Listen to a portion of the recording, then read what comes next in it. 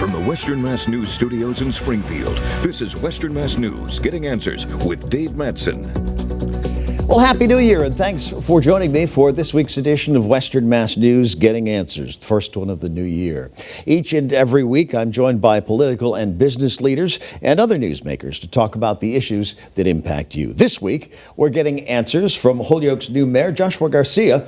This lifelong Holyoke resident was elected mayor in November and got right to work, being sworn into office a couple of weeks later. Garcia served as Blandford's town administrator for 3.5 years. Prior to that, he worked at the Pioneer Valley Planning Commission and the Holyoke Housing Authority in various capacities.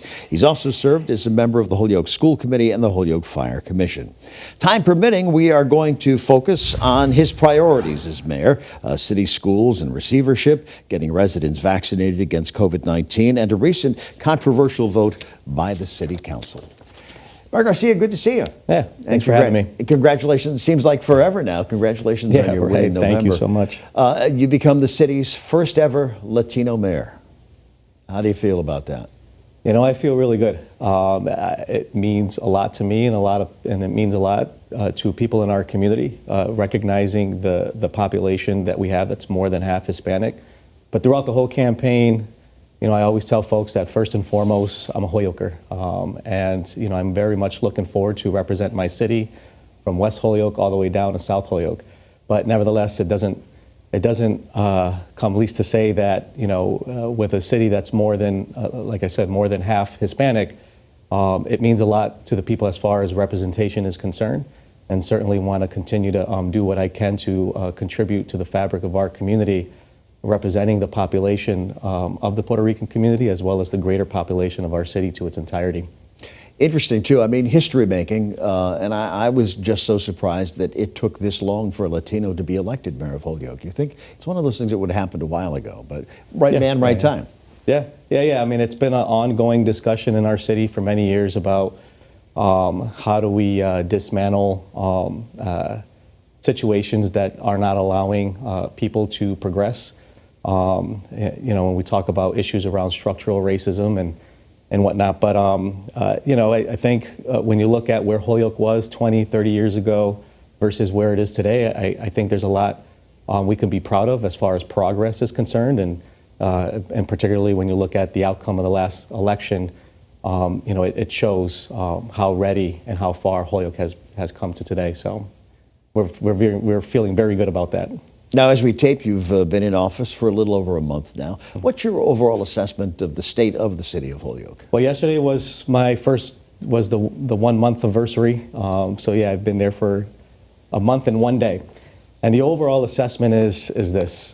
In my campaign, I focus primarily around the need for management. I think currently, as I meet with city departments and department heads, you know, I got to tell you, we have you know, what I often refer to as a football team. We have a great football team. We just never had a really strong quarterback to cross-facilitate and coordinate the needs of our department so we can get the ball beyond a goal line, meaning improve the quality of our services.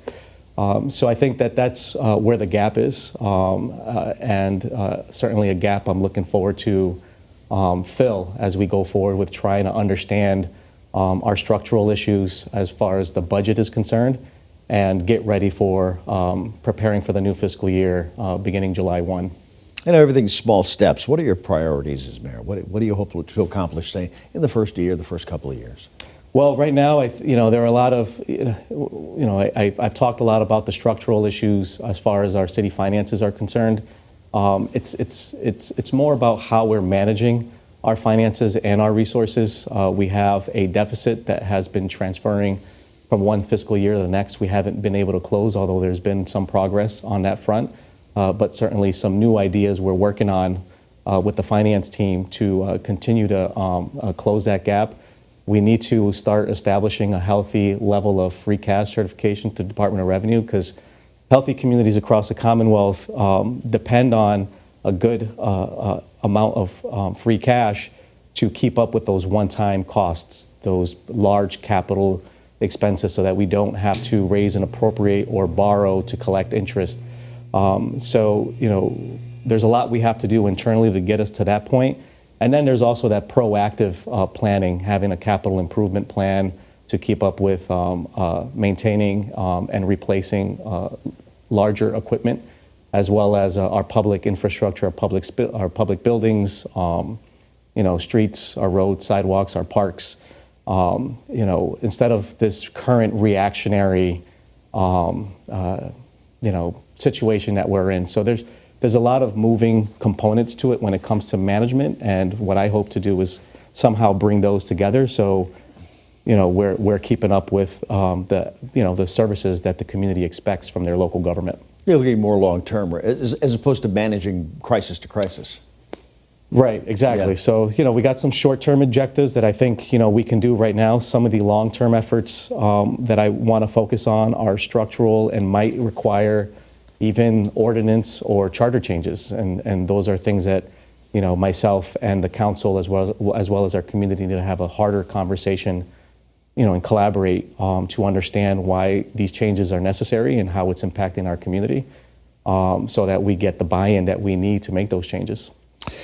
The Holyoke school system has been in receivership for nearly 7 years now. Mm-hmm. How close is the city to regaining control of the schools, and how important is it to the city for that to happen as soon as possible? Well, I don't think it's close enough, but I don't think it's too far either. Yeah. I think what I have witnessed throughout the years, even to date, is it's a great collaborative relationship that our local government has with the receiver. Mm-hmm. We have, yes, an advisory school board, but they do meet regularly, and the receiver, both previous and current, has been there in the forefront, working with them. So, I think what we need to do is to continue our relationship with the receiver, to understand what our benchmarks are that we need to accomplish, and maintain that collaborative spirit as we try to transition into local control.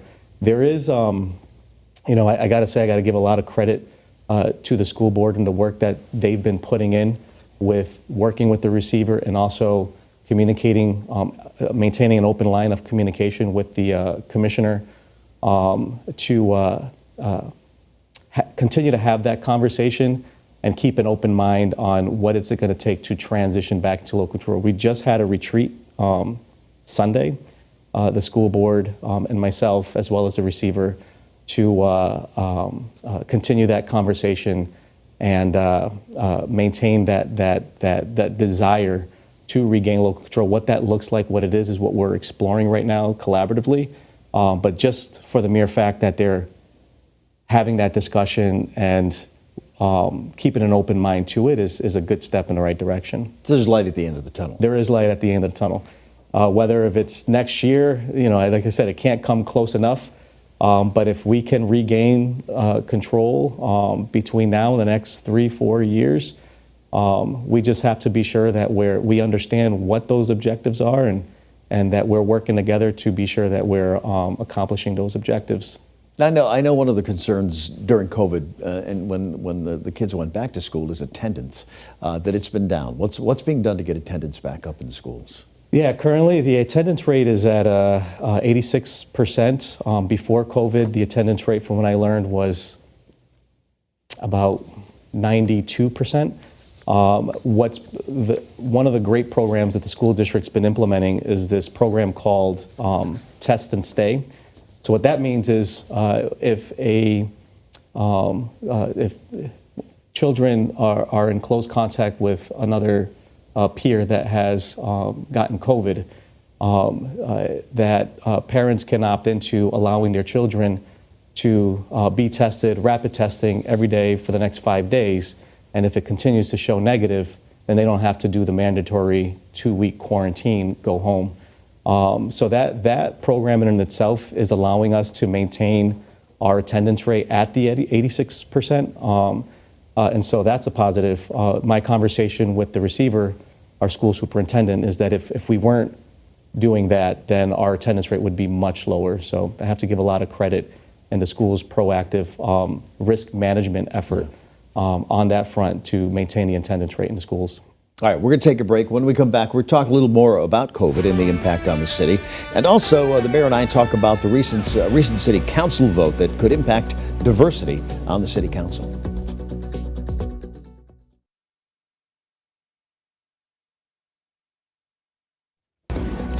Welcome back to Western Mass News, Getting Answers. My guest this week is Holyoke Mayor Joshua Garcia. Let's talk a little bit more about COVID for a bit. At this taping, under 60% of Holyoke residents have been vaccinated against COVID-19. What's being done to try to get that number up? Well, actually, I think the most recent data reflects that anybody over five years old and older in the city of Holyoke, is about 62 of our population is currently vaccinated. So it's going up. All so right. it's going That's up. good, yeah. But what's been going on, I got to give a shout out and a lot of credit to our Board of Health and our community. Holyoke's always been a very resilient community, a collaborative community. Our Board of Health has been working closely with community organizations and offering clinics throughout the city. We've been working closely with the Holyoke Health Center as well as the Medical Center, continuing to offer these clinics. Just last week, we were doing clinics in our schools. There's also a collaboration with the library as well as the Council on Aging and continuing to offer those clinics. Coupled with that, doing what we can on our part to continue to encourage and educate the public that the virus is still here and we need to do what we can. Get vaccinated if you don't believe in getting vaccinated, to be sure that you're practicing the measures to keep the community and families safe, so we can curb these numbers and not get ourselves into a position where we have to start implementing mandates. Yeah, I was going to ask you that. Would you foresee that happening? Or, I mean, I suppose anywhere it's a possibility. It can. If the numbers continue to trend the wrong direction and we have to implement a mask mandate, we'll most certainly do that. But although there's a slight increase from what I'm told is expected because it's the holidays, it was similar to what we seen last year around this time. We try to do what we can to bridge the gap and communicate information, make available resources to the public to curb that. But you compare Holyoke to surrounding communities, the rate, we're doing better than other communities. Sure. Not wanting to celebrate that at all. We want all communities to do well, but it's going to be important that every community does what they can to keep our numbers low and curb, the spread at all. The Holyoke City Council recently upheld a 2017 ordinance that bars all city employees from serving as city councilors at the same time, impacting Jenny Rivera and Israel Rivera. Mm-hmm. They were both elected to the council, but they also work for the school department. What's your reaction to that vote? Now, we're taping this about 2 weeks before the end of the year, and I know things could change a little bit. Yeah. Well, my first and immediate reaction, and it obviously is very unfortunate, I think any opportunity we can to change laws to be sure that we're being as inclusive, offering that opportunity for people to participate in our government process, is a proactive step.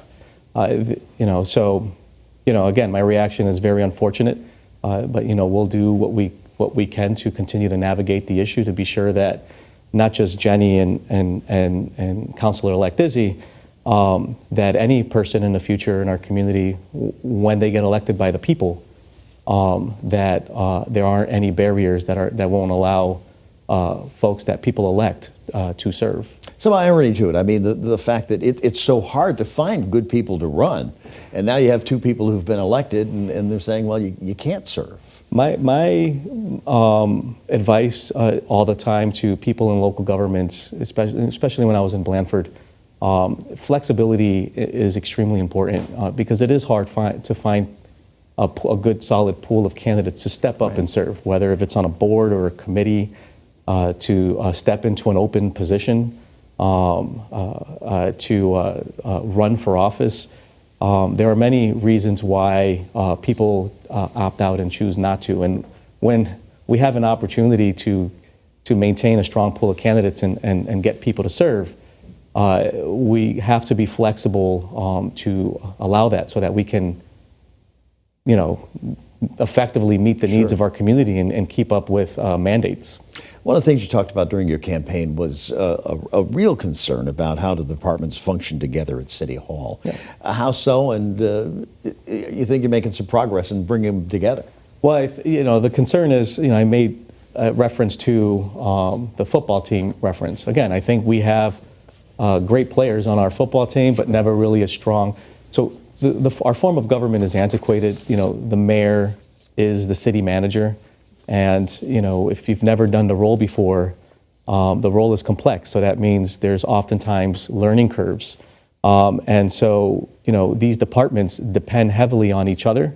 When your city manager is not necessarily offering that leadership that allows departments to cross-collaborate, then things start bottlenecking and impacts services. Sometimes mistakes happen. It essentially impacts the tax rate and leads to the community, and the community starts feeling the impact.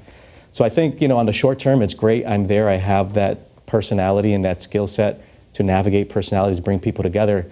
But long-term thinking, the city of Holyoke is going to have to make some structural changes to be sure that no matter who's the next mayor, that the city can continue to operate its day-to-day. That's why I like the idea of bringing on a comptroller or a chief financial officer or a city manager. So that way, someone skilled and capable who understands Mass General Law, who knows mandates and how to manage resources and keep up with maintaining services. So that when there's transition in mayoralship, the day-to-day, there's no interruption. It continues. It mitigates liability to the city. So that's where I'm focused on, and what I can do in the short term to alleviate some of this pressure and offer that support for departments, but also sustainability-wise in the long term. Sure. We need to make some changes in our local government. And that's like any business would run the same way, that regardless of leadership changes at the top, everything should function very smoothly when that changes. We have the role of the treasurer that's elected. The treasurer and tax collector are two separate functions. The tax collector is appointed by the council. The assessors appointed by the council. We have an auditor. The city accountant is appointed by the council. And the mayor has no direct control and oversight of its financial departments. Sure. So that means that our government in Holyoke is very dependent on collaboration and cooperation. And so you get the wrong personality in there, things can start breaking. So I think, there's a lot of opportunity there for us as a city. We need to reflect on what those best practices are and what can work for Holyoke, and we need to start chipping away at those structural changes so we can operate much more efficiently. One of the things that we're doing currently in the short term is, I've already had my conversations individually with those finance functions of our city. We're going to engage monthly financial team meetings. I'm going to bring in our council president as well as the chair of our council finance committee in those conversations so that we can identify our SMART goals and our strategies to navigate the challenges ahead. And that's one positive step in the right direction. But as far as the short term is concerned, but in the long term, we need to have those hard discussions around how we're going to make those structural changes to improve services. All right, we're going to take another break. And when we come back, Mayor Garcia and I talk about the Holyoke Police Department and the firing of an officer who made some serious allegations against the department.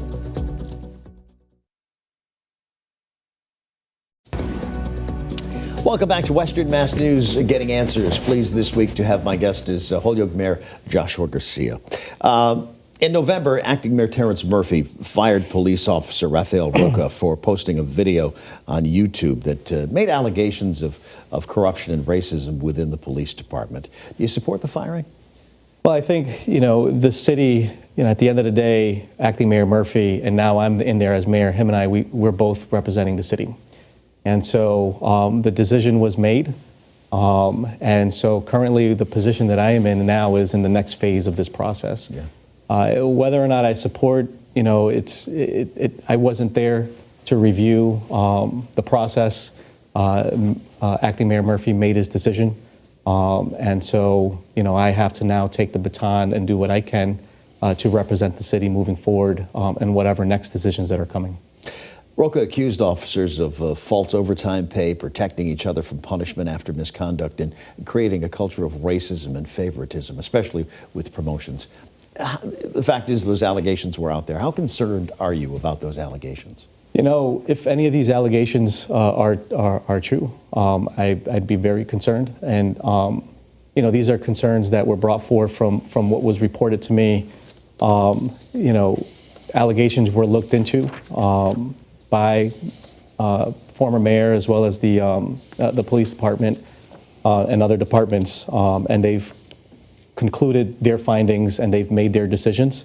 I can tell you that now here I am in this position. If there's any factual evidence that comes forward, now it brings us back, right? If it conflicts with whatever findings, it puts us in a very different position.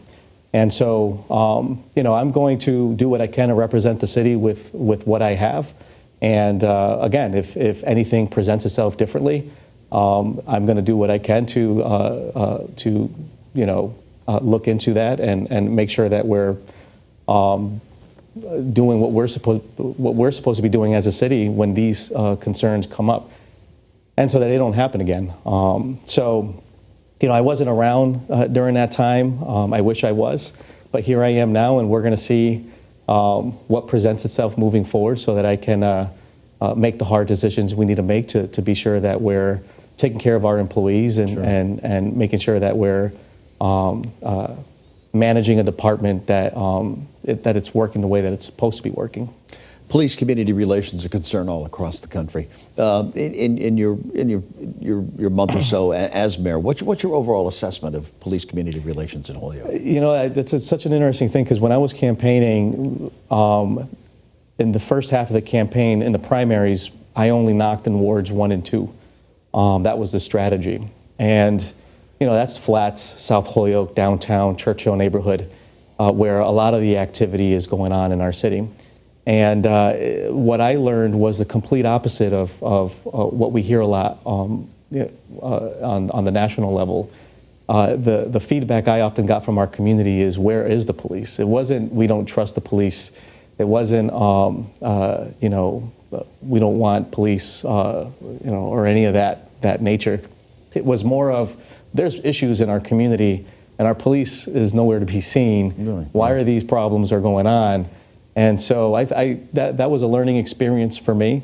And so coming into this now as mayor, I want to do what I can to see where the gaps are in our police department that are not allowing us to keep up with the quality services that our community expects. So that's where we are. Obviously, I want to maintain a good working relationship between our police department and the community. I haven't gotten the feedback that our community doesn't trust or like our police department, so that's good. That's good, yeah. But whatever community policing efforts we can continue to build on is certainly a positive. And wherever the gaps are, I'm going to learn a lot as we go into our budget process, working closely with the police department, understanding the services they offer and where the challenges are. I am still very open to implementing a financial audit in the police department, something we're looking at, looking out into the new fiscal year, because it's that audit that's going to also tell me the story of where we're falling short. And so once I know where the gaps are, the better I can redirect resources to improve services, to have much more of a visibility and presence and effectively tackle those issues that are going on in our community. We're out of time. It's gone by very fast. I'd love to have you back. Yeah, no, anytime, thanks for having me. And talk about what's going on in Holyoke. So I want to thank you, Holyoke Mayor Joshua Garcia, for joining me this week. I'm Dave Mattson. Stay safe, stay well, and if you can, join us next week for Western Mass News, Getting Answers.